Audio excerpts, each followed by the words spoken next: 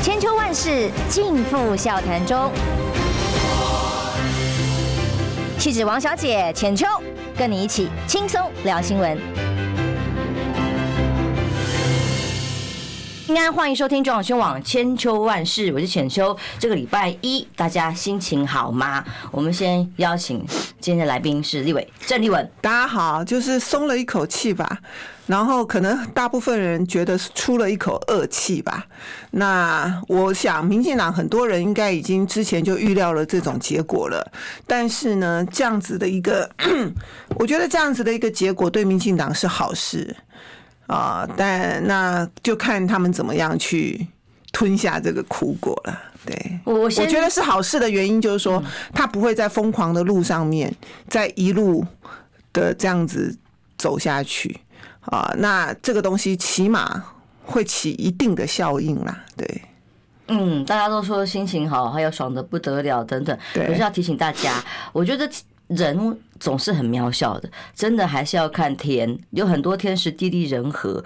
这一天的投票之所以这么的顺利成功，跟天气有很大的关系。当天本来说有3台夹击，不是吗？对，突然间一早起来，我看外面，而且不会太热，不会太冷，刚刚好的天气，而且突然就烟消云散。结果呢，竹节草这个台风突然又死灰复燃，所以今天早上在嘉义的部分呢，因为大雨特报的关系，因为有10个县市豪雨特报嘛。其中嘉义在今天早上已经突然紧急的宣布停班停课，南部包括台南啊、台中啊、嘉义啊，都有局部的豪大雨，苗栗、彰化、高雄、屏东都有，所以提醒中南部的朋友特别注意。但是只是觉得不会忍不住觉得有点太神奇了，天气就是这样，天意就是这样。有时候你以为人为你的作恶啊，或者是各种的行为，不用谦卑一点嘛，还是要看天呐。丽文姐，你不知道会不会很惊讶？我自己是个人非常惊讶。我们就在想说，其实赖总统会怎么面对这一次的失败？那还有党内会宣布哪些事情？那我还有跟某几个人赌了一下，我说我赌一定只有内阁改组，不可能赖清德党主席下台等等的哦。但我真的从来没有想到过，赖清德总统居然会连失败这2个字都不承认。他直接在脸书当晚，我看哇，那个成串好多，大家去留言，不可思议，刷的很夸张，可能要3留言来不及的那种刷法。那赖总统居然还是说，我们不能说是哪一方的成功胜利，或哪一方的失败，然后还在讲一大堆屁话，就不愿意谦卑的面对民意耶，你惊讶吗？我不惊讶，真的。他本来就不可能会承认啦，哈，因为他们的定调就是从头到尾这是公民团体发起的，这不是民进党发起的。虽然我们大家都觉得这是一个非常可笑的一个谎言跟话术，但是这就是他们一直一贯的一个说法嘛。所以你看蔡英文他在投票前他也是说公民团体辛苦了公民团体怎么样怎么样，所以呢他是以一个力挺公民团体的态度，他都没有讲他挺罢免还是反罢免他就是以一个力挺公民团体的态度，就是说看在他们这个其心可嘉、精神可嘉的情况底下他出来投这个票，所以这个是已经定调的事情然后呢，所以这不叫民进党的失败，这也不是赖清德的失败，这也不是卓荣泰的失败。那么在这种情况底下，他们不可能去检讨所谓的公民团体。这民进党跟公民团体之间已经有了一个非常非常微妙的关系，所以党不会改组的。内阁也不会因为这个东西而改组，就说他的理由不会因为这个啦。就算他接下来有想要进行小幅的调整，我不知道会不会，但他绝对不会因为是这个理由，然后所以卓荣泰出来跟大家道歉，然后内阁总是不会的，你懂吗？他不会用这个理由。本来就是他不会承认他的执政失败的，他不会承认这件事情的，不可能承认这件事情的那内阁改组不会因为这个理由啦。那在这个时刻做一个大幅的改组，我觉得他与其用这个理由，恐怕关税的冲击可能性会比较大。没错。那我讲白一点啦，就是说今天这件事情真正受到影响的，大家也会觉得说，就是保住了国民党的立委嘛。当然，这个席次上面有很多很多的意义的影响，这个我就不多说了哈。可是关税不一样哦，关税是直接冲击到老百姓的生活，而且是很全面性的。那这个东西才是赖清德真正他执政上最恐怖的黑夜跟飓风、暴风雨。对，那他要怎么样去因应呢？可是你不要以为这只是赖清德的问题而已哦。这也是接下来，既然国会多数是国民党加民众党，那么在野党又如何面对呢？因为你面对美国的关税，那国会到底是要支持还是不支持呢？因为我们毕竟会祭出非常多这个羞辱式的，然后送钱给美国嘛，简单讲就是这样。那你要送这么多钱，天文数字的军购，天文数字的采买，还有完全零关税的开放，对美的货物，还有对美的农产品。那请问一下，国民党的党团是党呢，还是不党呢？这真的是灵魂拷问啊！讲到关键核心，因为 AIT 会出动的。我告诉你，这才是接下来，我觉得吧，真正的考验才刚刚开始而已啊！因为毕竟大罢免是一个胡闹的游戏，是一个民进党大胡闹。然后呢，大家对这个虚无的东西，要把所有的事情放下来去面对它。这也是为什么民进党犯众怒的原因，就是你正事不干嘛，然后我们要陪你胡闹，我们才能够保住台湾正常的轨道，不会出轨，不会脱轨。不会脱序，如今回到了正常的轨道，这个我们会后面再讲。那对于这件事情呢，我的分析是这样子，大家听听看啊。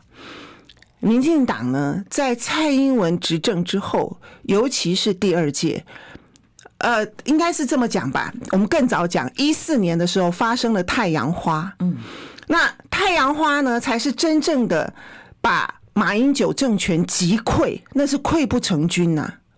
然后呢，拱了蔡英文，然后整个太阳花的年轻世代支持了蔡英文，对不对？那在太阳花之后，又发生了反送中，就是香港的战中事件。那香港的这个事件又再一次的保护了蔡英文，在赖清德的逼宫之下，本来蔡英文因为4年执政的失败，他已经是彻底的都已经没办法连任了，然后赖清德才敢逼宫嘛。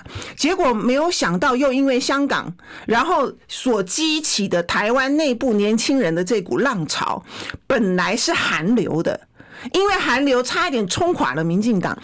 结果呢，这一群年轻人倒向蔡英文，使得蔡英文在连任的时候获得了史上最高票。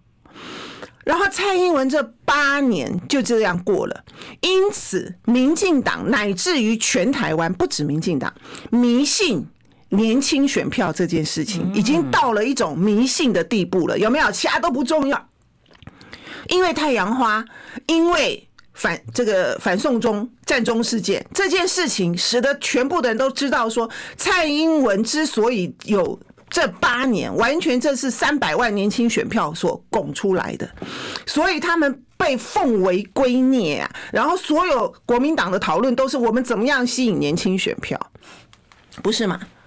那但是8年蔡英文的执政，他让这些年轻选票很大部分的失望，然后呢变成了小草，他们很难转到国民党这边来，很有限呐。绝大部分呢转成了民众党的小草，支持柯文哲，这也导致了赖清德的失败。所以赖清德人生上最深刻的2件事情，第一个，他因为没有网军，没有年轻选票，他输给了蔡英文，而且他那一次死得很惨。他第2次深刻的是，好不容易轮到他选总统了，他很没面子，因为他不但没有蔡英文的光荣，他瞧不起的蔡英文，他觉得如果自己做会做得比蔡英文好，他瞧不起的蔡英文，结果他自己选的时候，因为这些票都跑光了，他差一点落选，而且国会他沦为少数，所以赖清德这个梗他就过不去了。因此他在当选了之后，他非要东施效颦，搞一支属于自己的年轻军队。青鸟，是的，叫做青鸟。而他的目标当然就是不是他多数的国会嘛，那当时也是靠着太阳花冲垮国会的嘛，所以赖清德就想东施效颦，这就是最关键的。因此他就豢养青鸟，他迷信青鸟，他迷信黑熊。我跟你讲，当时沈伯洋跟曹兴诚要养黑熊的时候，蔡英文的态度是非常敷衍的，可是到了赖清德，他才全面的重用他们。那所以我觉得赖清德的这个心理大家必须去理解，但是青鸟已经是一个就是真正好的年轻人都跑光了啦，你懂吗？没错，剩下的就是渣嘛，那剩下就是渣啊。然后你想想看，这些会在这种时刻跑出来，那他一定知道说当权者迷信他们，然后他们的品质本来就是最糟糕的，然后又抓住了当权者的弱点，因此在这种情况底下，他就是丑态百出，胡作非为，不断的秀底线。但是因为我刚刚说的那个历史背景，乃至于民进党内部的人也只能够静观其变，或者是跟着他们走，才会产生这么荒谬的尾巴咬狗的现象嘛，就变成好像沈伯洋跟曹兴诚才是党主席嘛，真的，对不对？然后才会发现青鸟乱飞，闹了这么多难看的事情，什么闽南郎，什么八囧，什么东东的一大堆。结果民进党的人不敢吭声的原因就是万一他们自己会被出征呢？那万一他的大成功大罢免成功了怎么办？我告诉你，民进党完蛋了。民进党以后就听这些人的话，他一定完蛋。但是，所以民进党很多人是敢怒不敢言的。我堂堂一个长期在民进党的政治人物，我是选举选出来的立法委员，我什么话都不敢讲，我只能帮青鸟讲话，我只能跟着青鸟的屁股后面转。很多人是敢怒不敢言的，你要想想看，连陈水扁他们都敢出征，连陈水扁、谢长廷他不是因为他讨厌绿的转向蓝，他是讲了良心话。一个正常的政治人物，像陈水扁、谢长廷这种等级的，一看就知道你怎么会搞大罢免呢？你神经病嘛！蔡英文也不以为然嘛。民进党里头是有非常多厉害的政治人物的。政客的，尤其对于这种选举的打仗，他们都觉得很不可思议，是错误的。所以这是为什么我在你的节目里头，我从来都对大罢免是保留的。我在想，民进党有可能这么疯吗？我一直判断，尤其是新潮流，民进党里头最会算计、最尖锐的一支队伍，他怎么会搞大罢免？如果我是就是说正常的民进党，我就算要搞罢免，我大概就是10席左右，12席左右。我告诉你，今天状况会完全不同。他居然喊出要无差别大罢免，结果最后还居然选了这条路，你懂吗？这就是一个他一开始战略的大错误，因为你无差别大罢免没有正当性嘛。老百姓怎么能够接受你这样胡作非为呢？你犯了众怒啊！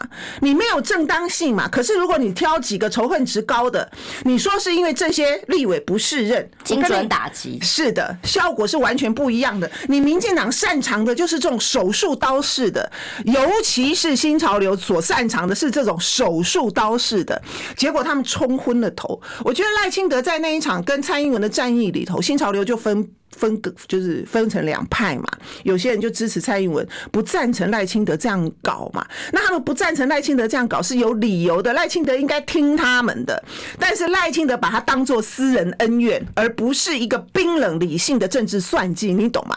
当年赖清德就应该听他们的，不应该跑出来。所以新潮流里头真正厉害的，赖清德不相信他们。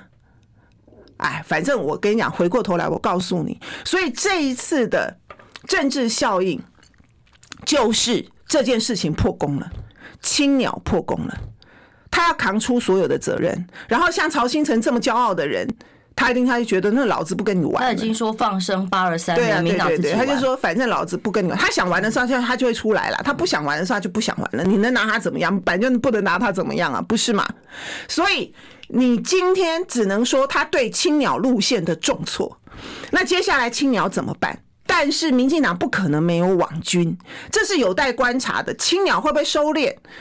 会不会做调整？花那么多钱，因为你很多离谱的言行，民进党没有办法约束他们嘛。那接下来，民进党是不是有能力可以约束他们呢？这才是真正观察的重点啦。你说对民进党本身、党团本身、党部本身，我觉得冲击几乎就是没有啦。但是它真正的冲击就是说，我为什么说这对民进党搞不好是好事？就是说，民进党会不会冷静下来，调整脚步？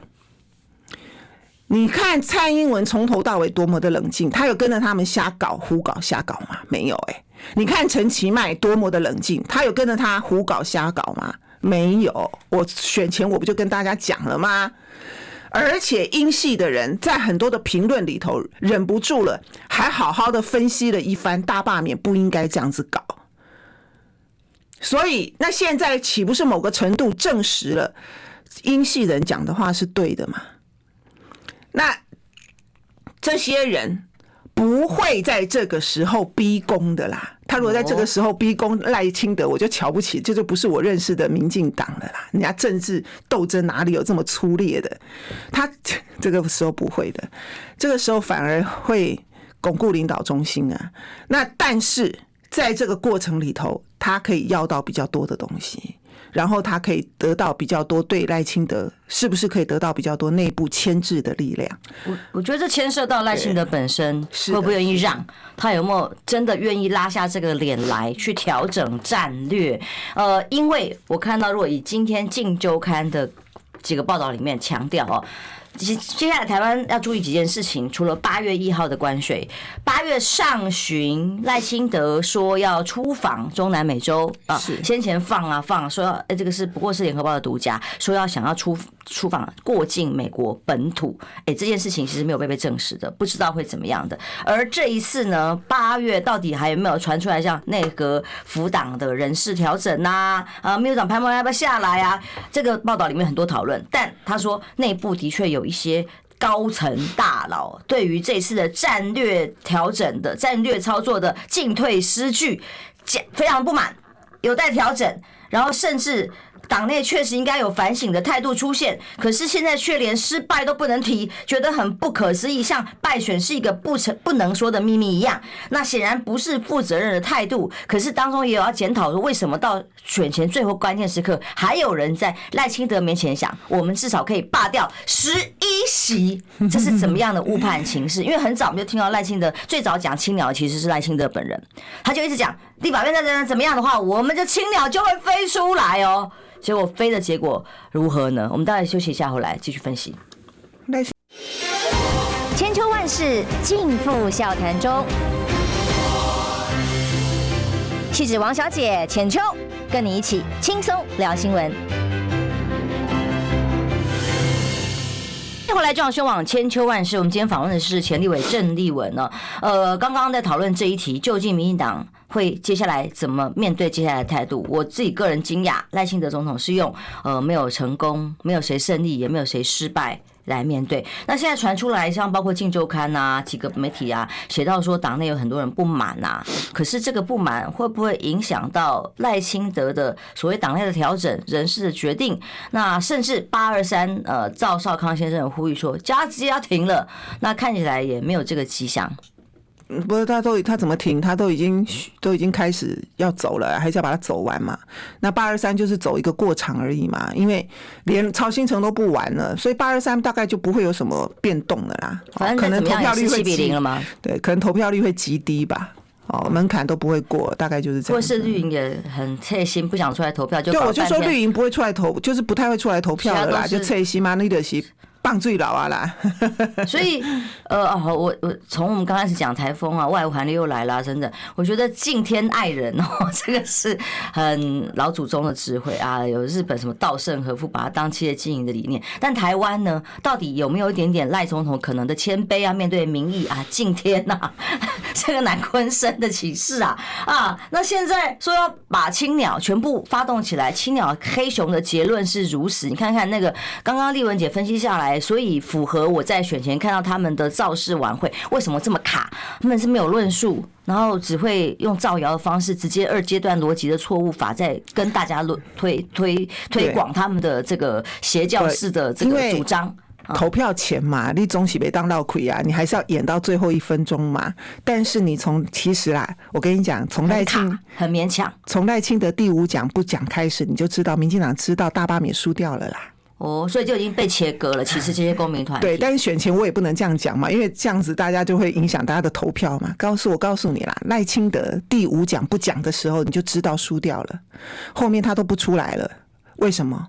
他也要跟这件事情保持距离了，所以民进党赖清德不会来论成败了，不会以这件事情论成败，因为他已经知道结果是什么。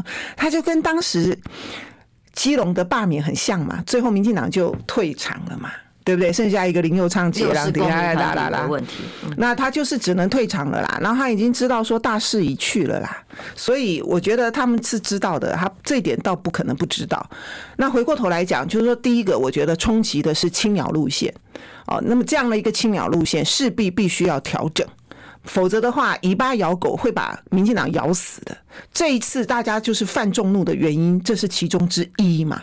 那中间有一个第二个我要讲的就是抗中保台路线，其实是另外一个非常重要的发展，就是抗中保台路线终于撞南墙了，终于撞墙了，这是一个关键啊。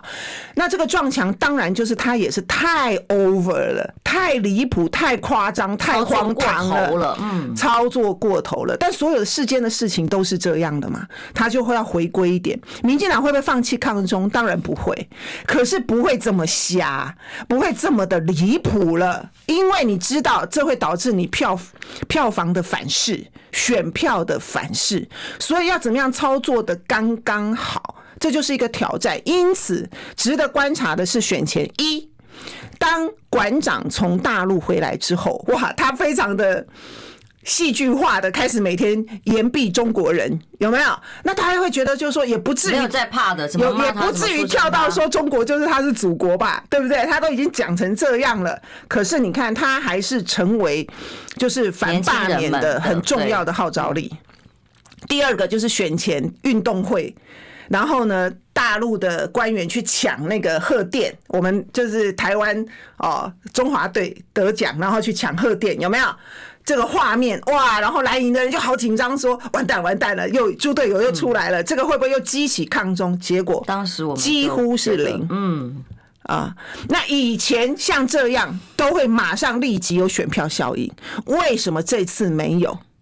所以你就知道，然后你像馆长这么夸张的，对，直接说我要革命，我要把台湾人都变成中国人，中国就是我的祖国，怎么样？我就是有靠山的，什么什么之类的，他都讲成这样了。他不是像钟明轩，就是单纯的说，去大陆了以后，不是像你们讲的这么糟啊，然后高铁有靠背啊，你们不是这样而已，他是直接这样子跳到这。而且你要知道，馆长以前是深绿的，他的馆粉们还有，就算他跳到支持民众党，支持黄国昌以前是深绿的啊。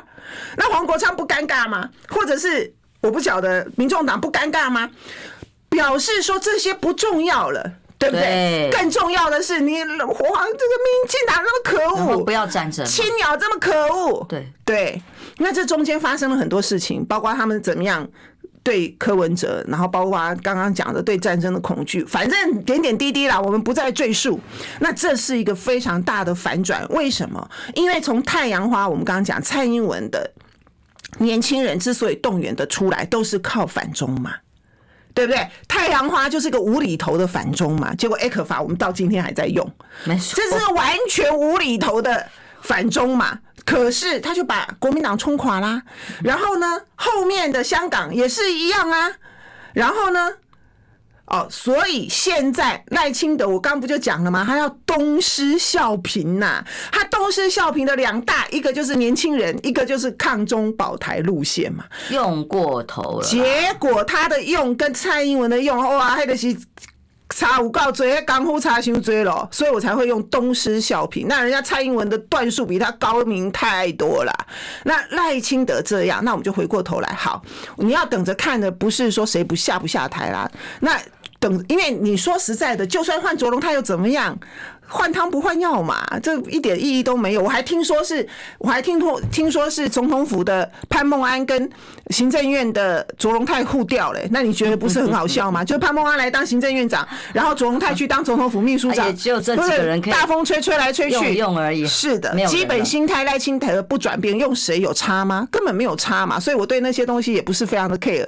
但是你刚刚说的民进党内部也有很多的杂音，他也不是真的在斗争，他是在卡位啊。啊，有道理。对啊，他哪里是在真正反省民进党的路线？他哪里是在？他不是啦，那都是卡位的杂音而已啊。那种东西就是好对付嘛，因为总统手中的资源位置太多了，他随便拿出来就叫很多人闭嘴了啦。那个茶壶里头的风暴，我不是很感兴趣。所以值得观察的是我刚刚说的这两件事情，抗中保台跟青鸟这两件事情，民进党接下来要如何消化，要如何转？他如果转不动，他以后就是等着被这些人害死，被这个路线害死。抗中保台有个重要的关键，它不再只是少数指的特定人，而是全面拿着机关枪把扫射所有的路人。立委是全部都把你扫射，说你们都中共同路人，然后连路人在路上拍照，我们走在路上，可能只要不支持他的理念，他就把你扫射，说你是中共同路人，是每一个一般人都感觉到了这种被恶意的贴标签、抗中保台之下的威胁，这个寒蝉效应，所以才会失效。对，因为郭玉琴去给人家肉搜，去给人家路上骚扰直播的，有没有？这个是冒犯了年轻人，因为这是属于就是他们年轻世代的日常。年轻世代的生活日常就是随时都在直播，随时都在搞这个，所以他的那个东西的确就是刚刚这个浅秋所观察的没有错，那个也是犯了众怒。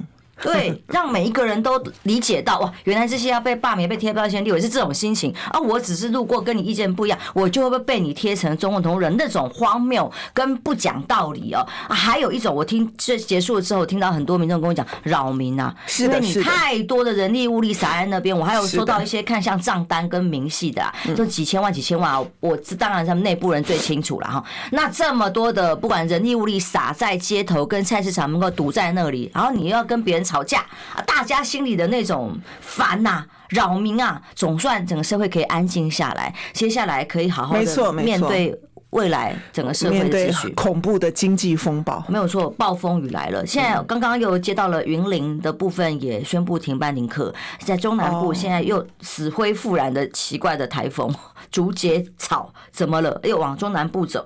但是呢，台湾的风暴其实当然真的还没有过，因为现在只是看到，如果今周看几个所谓的风暴啊，是说这个现在目前赖政府的所有盘算人事的部分都被打乱啊，府院高层决策现在是集体精深，他也在问说为什么到最后总统府的府内会议里面喊出11席，不是吗？啊，怎么会错估情势，完全跟民意差距这么的远？那这几天也据说连日都在官邸积极的开官邸的高层会议，所以这会议里面有谁跟他开，能怎么决定？我觉得刚刚立文的几个观察点是说，那是谁在卡这个位置才是关键。那到底恐怕他们担心的不是大罢免吧？他们担心的应该是美国关税到底该怎么办？揭牌了以后，那才是真正恐怖的事情啊！对。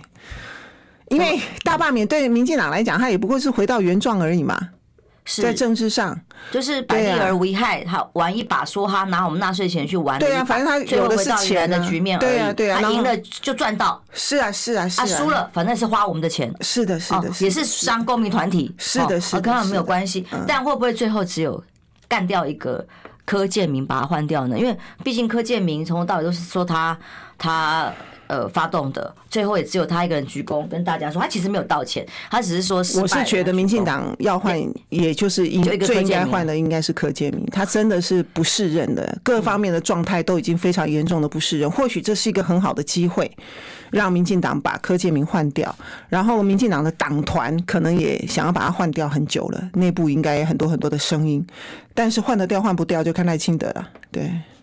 因为刚刚立文姐讲到一个重点，还有青鸟未来何去何从？青鸟黑熊去哪里？因为金周刊也有这篇，他分析的角度是说，罢免今年到现在的整都是没有别的事了嘛，最重要的事情只有罢免了嘛。2026县市长初选呢，现在党内还是背景旋律啊，还叫大家不准讲，不是吗？那虽然喊了要初选呢，但现在这些罢团未来对于初选的影响，现在金星哇抓紧啊，帮你们搞，像老曹的概念就这样讲的嘛。他说你们这个是你们的生死存亡，你们自己获利者啊，你们现在搞的跟你们没有关系啊，我不玩了，你们自己玩。可是这些被集结出来的势力跟养大的人很多。当然是想要往不管是地方议员选举，或者是跟2026的利益有关的，而搞了半天把这群人得罪了的青鸟何去何从？有办法你说不要就把他一脚踢开，然后要来再叫来吗？不可能踢开的，他不可能，他一定需要网军的嘛，所以他不可能踢开，他只能调整。问题是他能不能够调整，他有没有办法约束跟操控？这就是他们就是失控了嘛。青鸟就是失控了嘛，所以这个事情就是考验民进党做得到做不到。那做不到他就活该啊，他就继续尝他们自己的恶果跟苦果啊，就所以这是有待观察。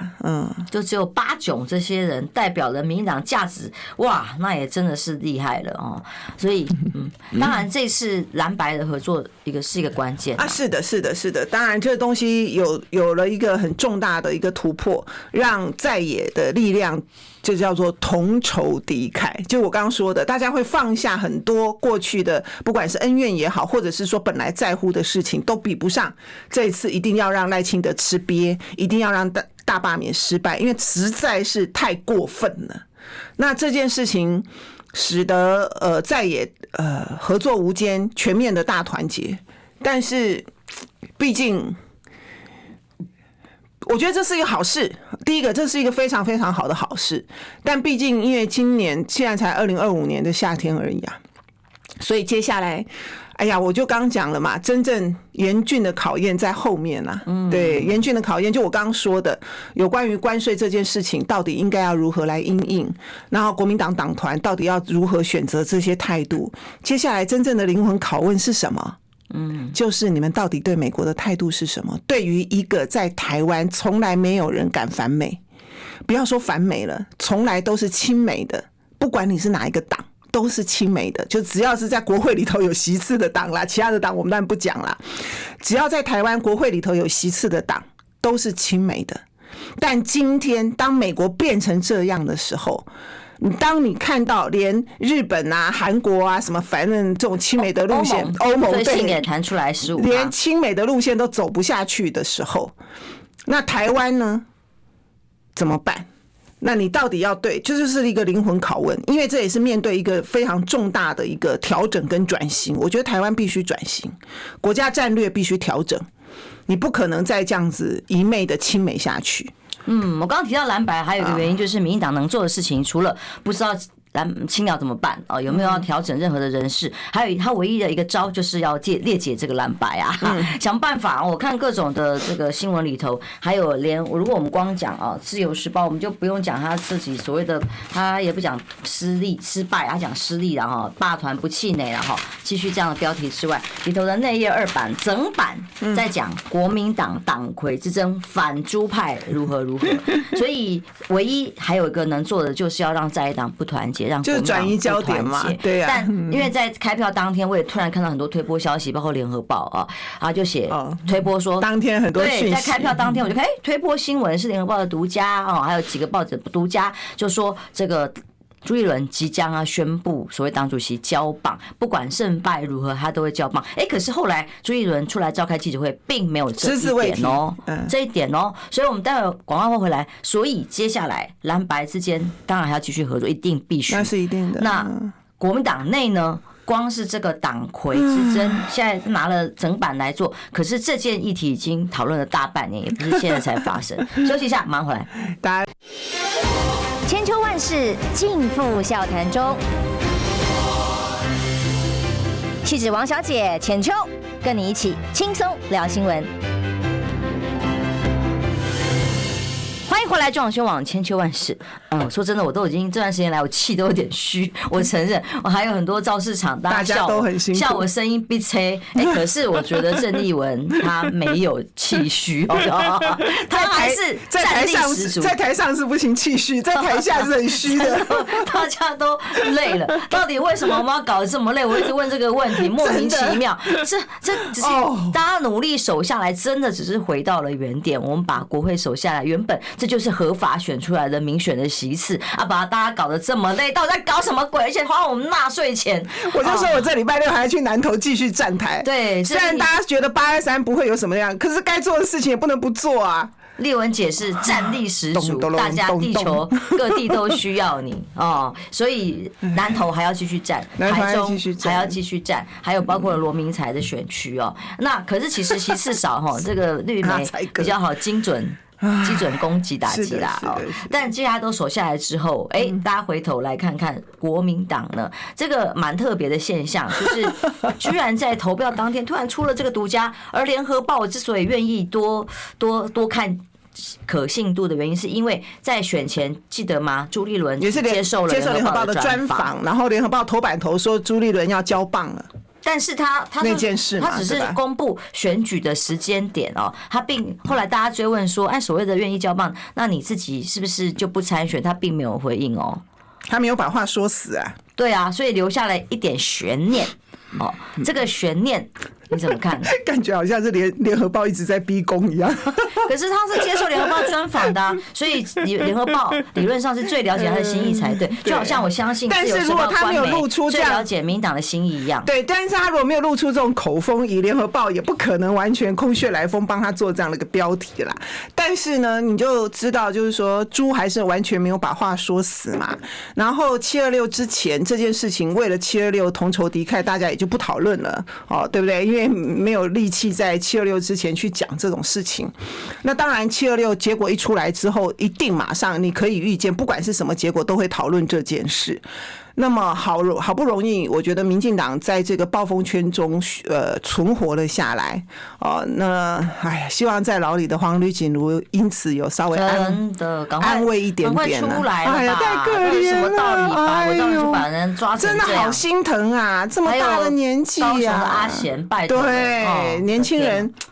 好，那所以就会有这样子的一个讨论嘛。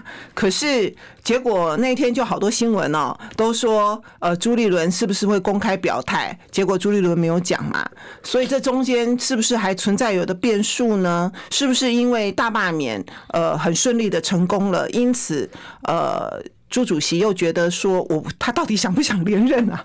那他是不是觉得自己是不是因此又可以连任了呢？那当然，我觉得就是说大家都希望他能够交棒啦，哈。那而且呢，正因为大罢免这1亿守住了，我觉得他可以比较风光的，对，有面子的，顺利的把棒子交，的确出钱出力啊，把棒子交出来，没有功劳也有苦劳嘛，对吧？那可以把棒子交出来，这是第一个有关朱立伦的部分。但是是不是还有变数呢？当然有，因为毕竟他也是刻意的不把话说出来嘛。因为既然联合报有这样的一个报道，他一定第一时间有看到这个报道，他不可能没有看到这个报道，所以他是有意为之的，就是说有意在726当天不谈这件事，你懂吗？那不谈这件事情的话，那就表示说心中还有一些想法嘛。那另外当然比较关键的其实是卢秀燕啦，因为后来的声明主要还是在感谢小草，感谢蓝白的合作。是的，所以说并对这件事情就是只字未提，完全不谈，而且他不是只有726没有谈，他是从头到尾都没有表态，都没有讨论，都没有谈。因为当时就刚刚浅秋所说的，当朱立伦在联合报头版头说想要交棒的时候，就掀起了一波。第一个出来讲话的就是赵先生嘛，赵先生有没有讲说，既然要打仗了，党主席想要交棒，不如这个时候就请卢秀燕赶快出来领导国民党嘛，所以他那个时候就避开了这个话题嘛。对，让我们想要再邀请他访问，他也没有要来。对，然后就是你自然而然的对他有期待，就会有声音啊，所以还包括胡志强因为台中嘛，那胡志强也公开的也在台面上拱这个卢秀燕市长，那卢秀燕也避开了嘛，他就说国民党里头人才济济啊等等的，他就是很明显的有意的避开了这个话题。那避开了以后，大家后来因为战况激烈，也不谈这件事了嘛。那我觉得挺好的，就蓝军呢，好不容易有一次我就是一个大团结。我跟你讲，这是蓝军前所未有的。蓝军经过一次又一次的锻炼，太棒。所以蓝军的支持者终于，你知道吗？譬如说这件事情，大家都很聪明的，在726之前不去讨论党主席的事情，都知道说这时候一定要团结一致，枪口对外，然后所以大家就觉得726再说嘛。那726因此除了对大家睁开眼睛竖起耳朵想要听朱立伦说什么没有说之外，另外一个就是想要听卢秀燕，因为也有很多的报道在报卢秀燕，有的是说希望卢秀燕接棒，有的是说卢秀燕已经不接棒了，就是那个有媒体报道 ETtoday 的报道，就卢秀燕已经决定不是不接棒了，不接党主席了。好，那结果卢秀燕也只字未提，所以现在大家就悬念啊，所以就这个悬念在这里，到底要怎样？不过如果把他们想成说，个人的位置现在不重要哦，真的国民党很需要一个有战力的人出来扛，这是一个关于整体士气还要往下打仗的关键呐。你自己个人看法呢？我觉得这一届的党主席呢，非常非常非常的重要啊，因为台湾能不能撑到28年不知道。这是我一直的论调啊。为什么我会这么说？因为现在是一个非常重要的历史的关键时刻，在于中国大陆它的国力已经强到了某一个程度了，它可以做很多过去中国大陆不能做的事情。然后美国呢，也因为在川普的主政底下，那川普也只有这4年。所以28年之后是没有川普的，因此川普要做什么惊天动地的大事，他会在28年之前做。因此在这样子的一个国际局势底下，28年之前很可能台海会出现状况，因为如果中美要大交易，台湾绝对是核心，那川普绝对会做好出卖台湾的准备。那台湾如果在28年之前，我们没有自主性的主流民意代表性的发声，你说你没有代表，你个人出来讲话没有用嘛？你不能代表台湾。那所谓可以代表台湾的，当然是赖清德。可是赖清德的谈话，他只会把台湾的话语权跟自主权交给美国。对，甚至于还走偏锋。那万一美国有人叫你像尹锡悦一样呢？这非常有可能的啊，因为是不是？如果有人叫赖清德去走这个偏锋，赖清德就干了呢？那台湾不就完蛋了吗？是的。那台湾会不会变成下一个乌克兰？所以不等到28年政党轮替，这3年就非常的关键，而这关键就在于代表国会多数的在野党是什么态度。所以我才说，那在野党领袖。当然是国民党主席，对不起啊，因为民众党真的太小了。当然就是国民党主席，在这个关键的历史时刻，你的一言一行都有非常高度的代表性。你能不能成为这一个安全阀？你可不可以成为这个很重要的？所以定海神针，但是你绝对不能够成为民进党的尾巴党。什么叫做民进党的尾巴党？就是亲美的尾巴党。所以我才会说，接下来的关税才是灵魂拷问，到底国民党要扮演什么样的在野党？因为你不是一个少数的在野党，你是一个在国会多数的在野党，所以你的发言是有代表性的。那你必须在这边，你怎么样做出跟民进党不一样的态度？那这个东西很重要的，你是要有完整的论述跟国际观的，你必须重新完整的论述你对美的关系跟态度是什么，你对大陆的关系跟态度是什么，你有没有能力做这个论述，你有没有能力做这个表态，保住台湾。这个才是真正最严峻的考验。所以我刚刚说的大罢免是儿戏，我们是没有办法，我们必须保住它，不能让赖清德儿戏。但问题真正严肃的问题在后面，而且在关税战之后，全世界的经济会遭遇重大的冲击，台湾怎么因应呢？所以你跟赖清德不同，但是你在美国的压力底下，国民党真正敢说对台湾有利的话吗？石破茂在做整个日本态度的大调整。什么叫做大调整？石破茂没有不亲美，甚至于现在有人分析说石破茂到底要不要下台，一下说要下台，一下说要不下台，是不是美国支持石破茂不下台？可是石破茂在调整从安倍以来的这种对美唯命是从的态度，所以他在关税战里头，他虽然是他就开始硬起来，因为石破茂要让日本跟美国平等，你懂吗？他要的只是这么卑微而已，至少话语上要，他没有要亲中，结论其实也没有。对，然后石破茂甚至于安倍讲台湾有事，日本有事嘛。石破茂不讲这个话了，没错。而且美国的国防部长出来问日本跟澳洲很关键，跟韩国，对日本回避了这个问题了，他不回答，就是说他不接受台湾有事，日本有事。这个因为在大罢免，大家也都忽略这件事情，这个是个重大的表态啊，没错，这很重要。日本重大的表态，但日本这个重大的表态，你不要这么快就把它跳到说日本亲中，他只是要调整对美的态度。如果举这个例子，就是说，如果连日本都要调整对美的态度了，那台湾呢，必须调整啊，不能不调整啊。连日本都在觊觎中国大陆的市场，知道必须要有中国大陆的市场，所以开启了6年没有开启的中日韩的就是经济首长的会议，他们要谈中日韩的 FTA 啊，台湾怎么办呢？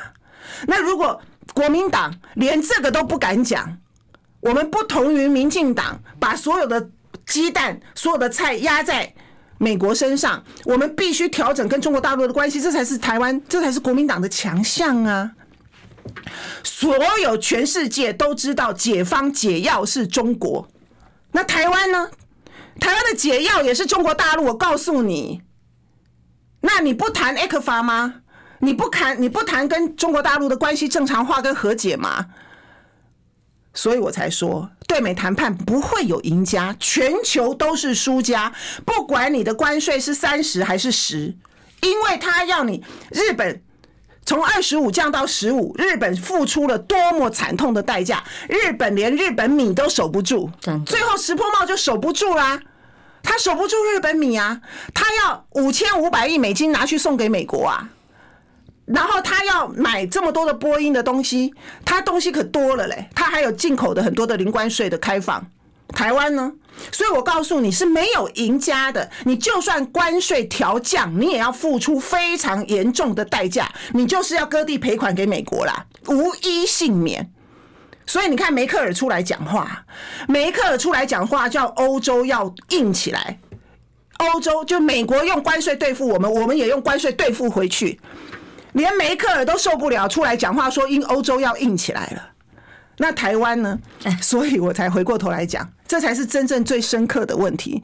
国民党的党主席必须要有能力带出一条不一样的国家发展跟国家路线，不能够只是因为民进党烂，不能够只是因为民进党太恶劣，因为我们面对的是重大的历史关卡，所以你必须告诉大家活路出路在哪里，很困难很艰难的，但是你必须要走，就像石破茂一样，你要调整，你要脱离美国的附庸跟殖民地，你就必须要坚定的一步一步的走下去。那台湾有没有办法这个才是最艰困的考验，不是大罢免啦。对，而且民意有没有支持他？所以我说，接下来国民党的路线很重要，国民党的主席很重要，我们才能够撑到28年，把赖清德换掉。是。